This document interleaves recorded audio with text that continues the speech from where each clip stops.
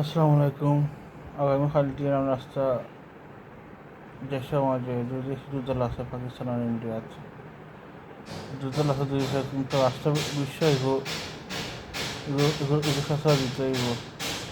Iran Russia Ukraine যুদ্ধ হয়েছে, রাষ্ট্র বিশ্ব অর্থনীতি খারাপ হয়েছে, এগুলো আরও খারাপ হইব। কোনো সক্রিয় যুদ্ধ খেরও সব ধরনেরও মানুষেরও কাম্য না যুদ্ধ করে।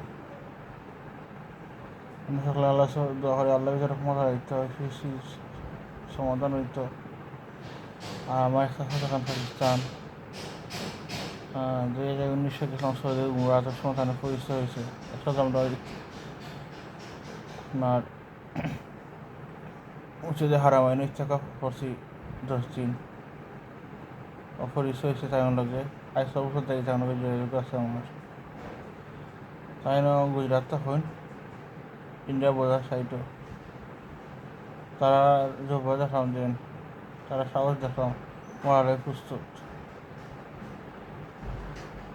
কিন্তু কেউ তো চায় না যুদ্ধ যুদ্ধ, যেটা আল্লাহ হুকুম, যেটা নিজের যা সেটা চালু হইব।